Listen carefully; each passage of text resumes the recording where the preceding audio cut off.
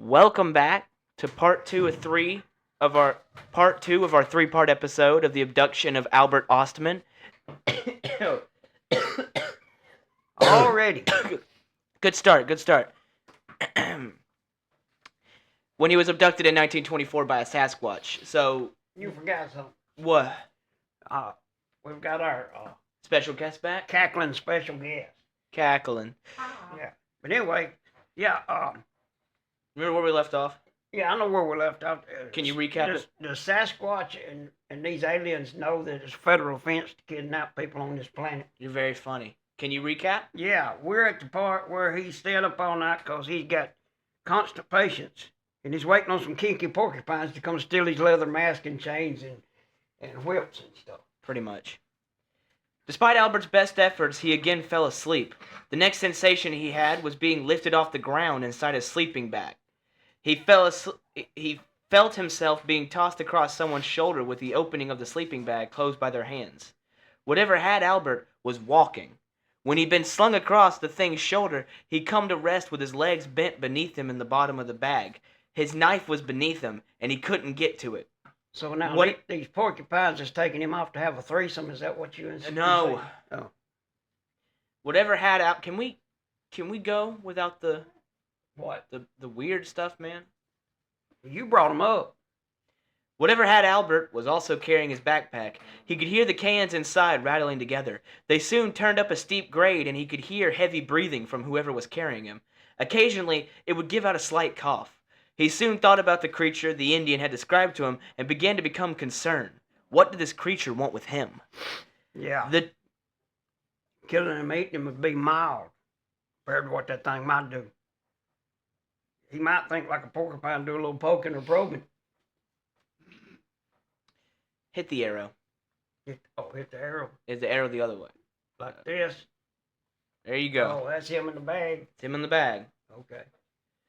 The trip continued for quite some time. His legs were crossed beneath him and his boots were below his legs. His legs began to ache from being forced into such an uncomfortable position. That was my stomach. His legs began to ache from being forced into an uncomfortable position. It was extremely hot in the bag, and he noticed a very small hole where the thing carrying him hadn't fully closed. The bag, and if that wasn't slightly open, he would have suffocated. The hole was just... A Sasquatch toting you through the woods. And that's your biggest concern, to get enough air? Well, I mean, I think that would be anyone's biggest concern. You're suffocating, man. It'd be the least of his problems. Anyways, the hole was just big enough for him to, get enough air. I know it's quick, but hit the next arrow again. Oh, really? Yeah. You can zoom in, but there you go. Like that. Technology, man. It's Look good. there, you know why his butt's so black from all the prunes he ate. Okay, man. They soon started downhill, and occasionally Albert would feel the ground touch his sleeping bag. At one point, the creature dragged him through a thick area. When they reached level ground, Albert noticed the creature was traveling at almost a jog. His legs were cramped so bad by this point, the pain was now excruciating. Albert wasn't sure how much longer he could endure this pain. You know what? What? I figured this one out. Already? Yeah, see, Sasquatch was running in a marathon. He picked up the wrong bag. Imagine how he felt when he reached his bag to get a drink of water, and he finds this snuff-dipping gold miner stinking up the place.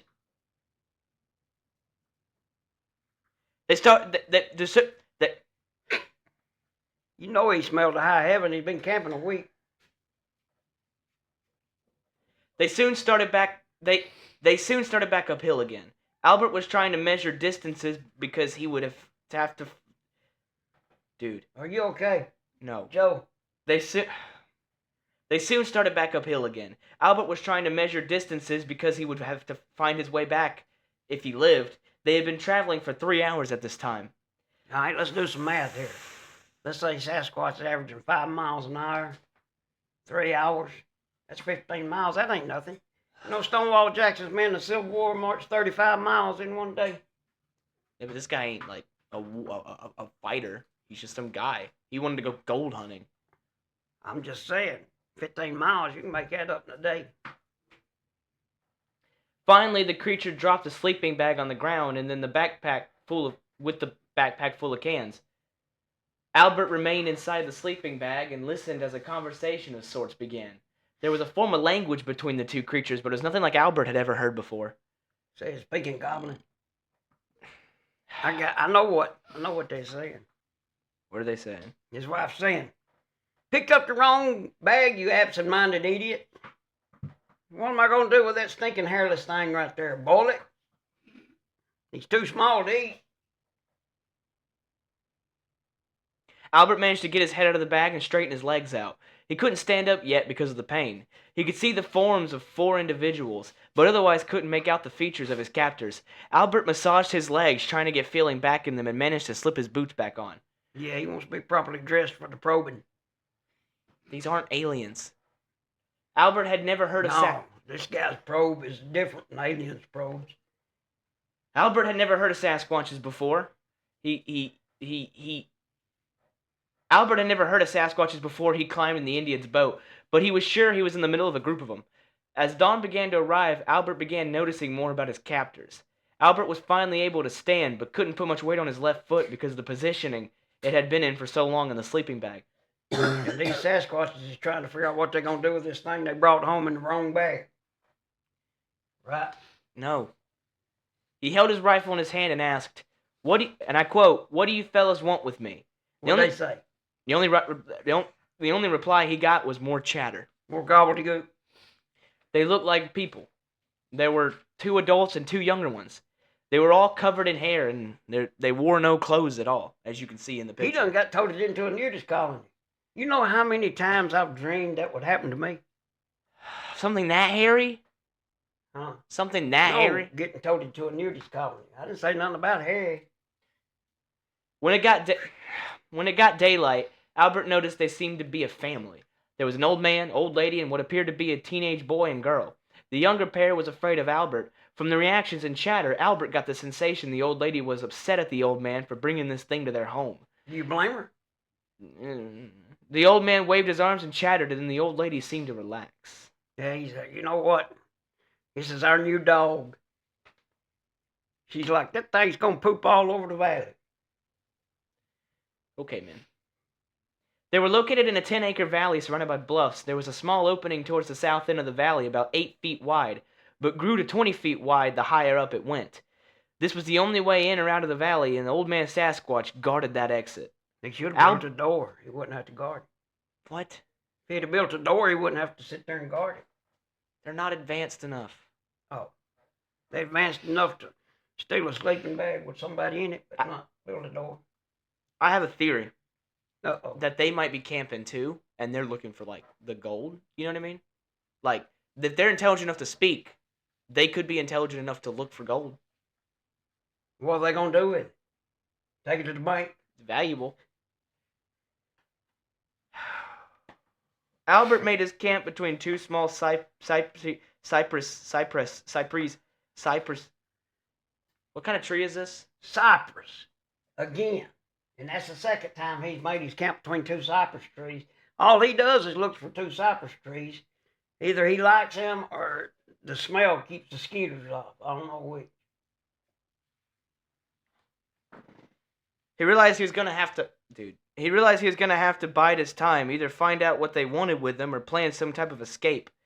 He checked his backpack and found the full box of shells for his rifle missing. His macaroni was gone, along with his axe.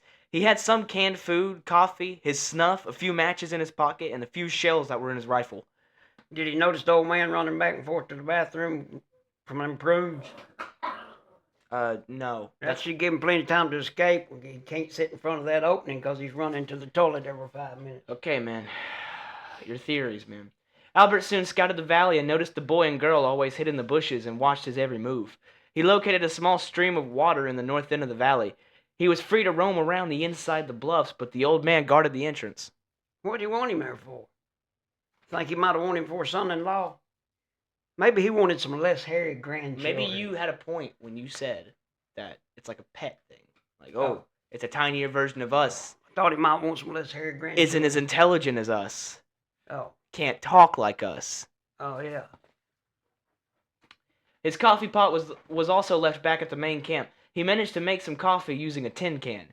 He once caught the young boy going through his belongings, but he hadn't touched any of it. While scouting the valley, he found where the entire family slept. They slept under the east wall of the bluff beneath an overhang that was about 10 feet deep and 30 feet long. They covered the floor with moss and cedar bank. No. Was there any evidence of him eating the prunes? No. You know he had the squirts in the bed. No. You don't quit, do you? No. By the end of the first day, the young male He's began... gonna regret eating them prunes. I don't care what he says. By the end of the first day, the young male began to grow braver and gradually moved near Albert's camp. He gave him an empty can of his snuff, and the boy carried it to the young female, and they soon figured out how to remove and replace the lid. Finally, he carried it to the old male, and they began to chatter with each other. Yeah. Albert... They arguing over what they're gonna put in it. You know, for them things to be so smart, they sure are dumb. Albert made up his mind to leave the next morning if he had to shoot his way out. He only had enough food to make it back to Toba Outlet. He didn't know where he was or how long it would take him to find his way back. He packed all his gear and headed toward the opening of the valley. The old male saw him coming and stood up. He prepared to stop Albert with force if necessary. Albert thought about shooting him, but began to wonder if the rifle was big enough to kill him. Sounds just like my cousin Hunt. If I shoot him, it might make him mad. Yeah, we remember the story, man. Albert pointed toward the opening in motion. The old male made another pushing motion towards Albert and then said something that sounded like, and I quote, I'm going to do it in the voice I imagine him to have. Yeah, that'll be good. Soka, Soka. Albert began to worry about shooting the old male. He returned to his camp. He only had the 6 shells in the rifle to last until he returned to Toba Inlet. He began to formulate a plan for escape. I know what Soka means. What? He said we're gonna take a bath. Soka in the tub, dude. You're stinking up the whole place. Yeah, he talked like a surfer, dude. What? He probably smells bad enough to make a billy goat puke, reckon? He's been out there I really don't 2 think that weeks was his now, concern. Not a bath one. That was not his concern in the moment. You know, you told me all that stuff he carried. I didn't hear nothing about no deodorant. Or so. Could have been undocumented. Or so. Could have been undocumented. He thought about making friends with dude. He thought about making friends with the 2 young creatures, but he still couldn't figure out how to communicate with them. He remembered about a man who saved himself from a raging bull by blinding it by throwing snuff in its eyes. Albert decided he didn't want to get close enough for the large male to try that. And that... Throw snuff in his eyes. Yeah. What kind of drugs is this guy on? You're afraid to shoot him, it might make him mad. What do you think that snuff's gonna do when it gets in his eyes? He's gonna be just happy-go-lucky with that, ain't he?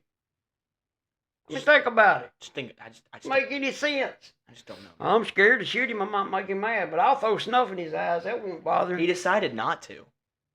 He did? Yeah. Well, I'm glad we cleared that up. And that's the end of the story for this episode until part 3. What he needed was more prunes. Then he could escape. He could have loaded all 4 of them up on a bunch of prunes. Do you and ever- He could have walked out there as slow as he wanted to. What's your obsession with prunes, man? Well, you said they stole his prunes. Yeah, but you're like stuck on it. Have you had prunes before? No, I know what they do. That's why I hadn't had prunes before. Okay, man. Do you know what What is they it, do? They're like nature's laxative. Ask I was about to our ask that. medical expert back there. Absolutely. If you eat too many prunes, it's like taking X-Lax a lot. Yeah. You will run to the bathroom. Yeah, and you said he stole his prunes. If you ever get constipated and you can't go, just eat you a handful of Constipation. prunes. See, and Albert's got constipation because they stole his prunes. Look at him. Well, it's the truth. My, what does that my gotta truth do- seeker's over here with his forehead resting on the a mic. What does this got to do with Sasquatch? Because You he's told saying- us. He's saying if he had a bunch of prunes, he would have to go to the bathroom and then he could escape. They probably crap in the woods. They're like bears, man. Yeah, but they're still gonna go away from where he's at. They're not a poop. He's not going to poop and sit in it, is he? I don't know what he's gonna do. We've traumatized. What would it happen? Yeah, hey, no. I'm going to tell you something. If he ate all them prunes, he could probably just bend over and spread on the wall of You the know- darn bluff over there. He might leave a slash. Yeah, leave a slash up on the wall. You want to tell that story? No. I can. Uh-oh. Go ahead, get that out. Just you might as well, man. Okay. I ain't got a choice. You're gonna go on it someday. Well, okay, I'll tell it. I just. Is this the end of part 2? So I Yes. can tell this story? Yes. Okay. Back in my Civil War reenacting days, for some reason, when I go out of town like that, camp out, it messes up my system. It's like I ate a bunch of prunes, you know. So, the first night there, about 11 at night, a pain hit me.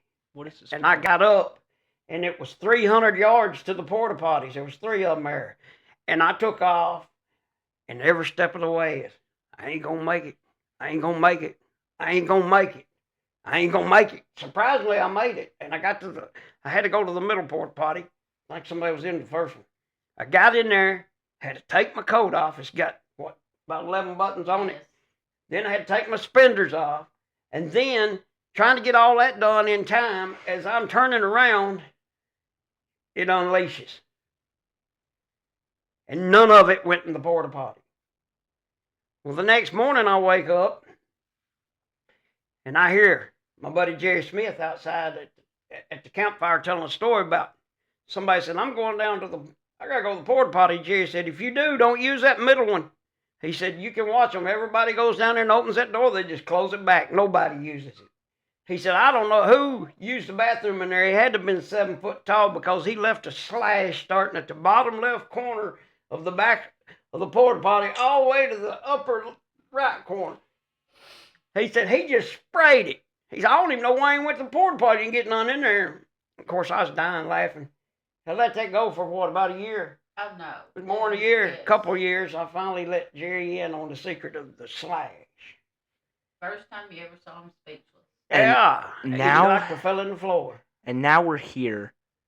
Several, I don't know how many years later, on the internet for the whole world to hear. You telling this story. Slash. On an episode where we're supposed to be talking about Sasquatch. But we're talking about Sasquatch leaving the slash. Because he ate prunes, remember? So, part 3, we're not going to talk about the prunes anymore. You want me to leave the prunes Can out we of leave the part prunes in the past? 3? I'll do my best. If you don't bring And them up again, You got to rate this part. rate it. What was the rating last time? 3? I don't even remember. I think Was it a 3? Oh, No, you gave the porcupines a 3. You never rated it. that's right. Porcupines was 3. Maybe you should wait till the end. Just- I'm gonna give this Sasquatch family, because the old man and old woman's fighting. That's just too realistic right there. She's mad because he brought home this nasty stinking thing. I'm gonna give that a 5. Actually? Yeah, because they're arguing. That's just like, Real life. Oh. she said, first you go out rattling around all night. Who knows where? Who you were out seeing? You come back with a bad case of the trots, Okay. and now look what you I drug thought you said in. we're leaving it in the past. What? I thought you said we're leaving it in the past. We are. That's for After next this one. episode. Now look what you brought in here. Like bringing your drunk friend home. Yeah, from he brought the your bar. drunk friend home. And he's got constant patience. He's so ill, he don't know what to do. He ain't gone to the bathroom in a week. If somebody stole his prunes. Yeah, somebody stole his natural X-lax. Are we done? I think we're done. Are you okay? No, I'm not okay. I'm not even 1/5 okay. I'm ending this. You're ending it? You got anything else to say? Yeah, well, I was going to say. What? I don't know what I was going to say. Why do you point at stuff? Eat prunes. Just no. I forgot what I was going to say. I was going to say something about Well, that Sasquatch. you say so much. Always. Well, that's why it's a podcast. Can't nobody see nothing. I have to